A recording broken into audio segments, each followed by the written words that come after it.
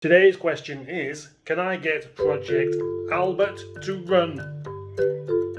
Yes.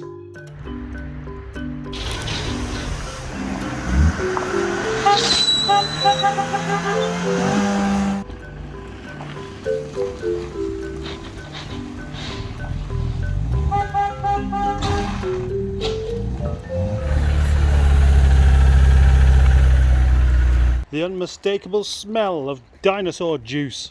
My goodness, it stinks in here. Oh. Well, it does. It can run with a tug around the yard off of the truck.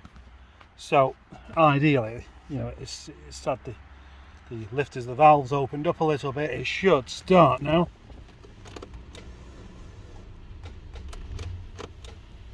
And it doesn't, but on the plus side it now has 7/8 of a tank of fuel. Not sure how that's possible, being it's all over the yard. Nigel's going to go up there. Here, in case you're interested, I haven't started work on Nigel yet. I've just prepared one panel so far, which you'll see at a later date. So 2 days ago, I spent the whole video just shunting cars around, mainly because I put that 75 down there, but I wanted it up here. And now I've taken it from up there and put it back down there again. So, believe me, there is some logic involved in this. I hope there is anyway.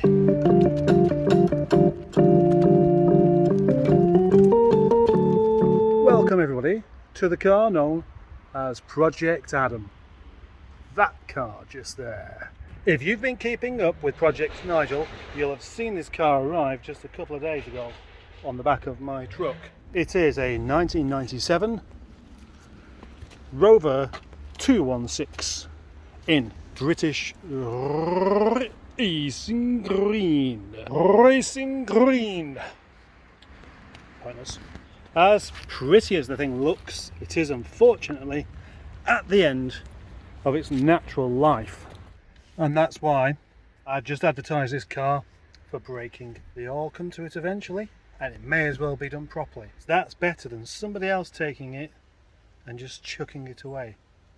This is, in effect, a sales video for the parts of this car, because there are loads of useful parts on this car. Let's go through them.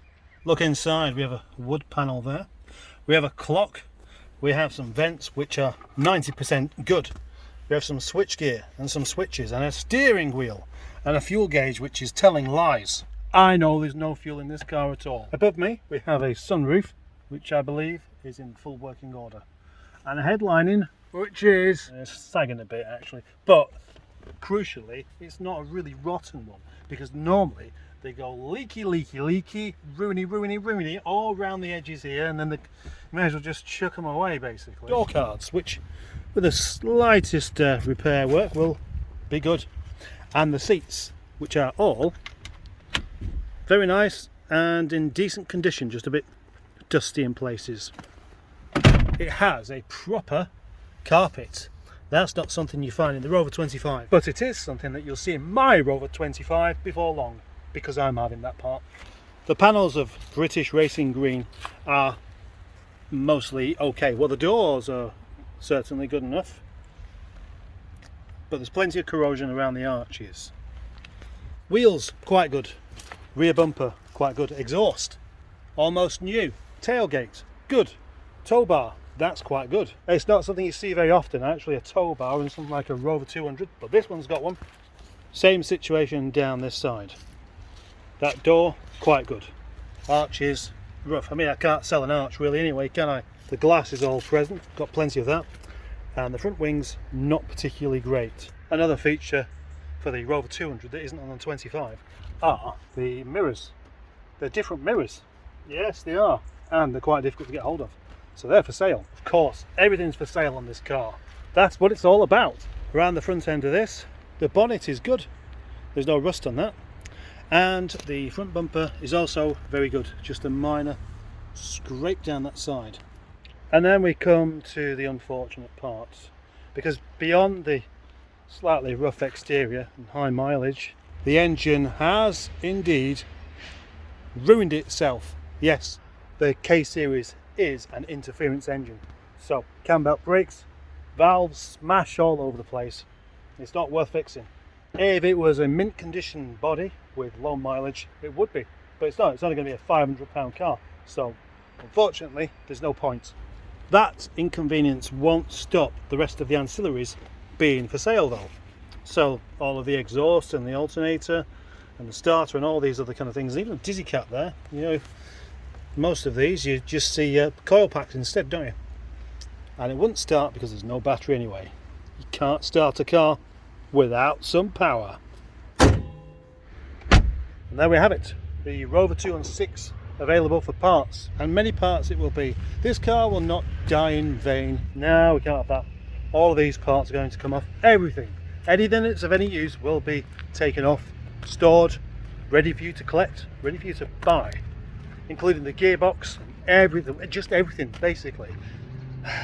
I'm sorry, that sounded a bit patronising, didn't it? I'm sure you know what everything means. I don't need to list absolutely everything for you to know that's what everything is. Everything, even the broken bits, if you like, are available.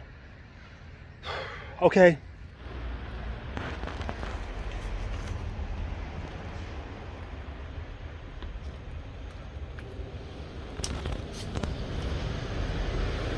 There we go. There's another foot on my foot. Eh? Can you guess who it is?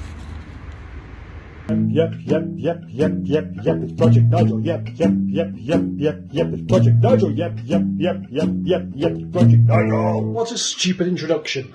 End!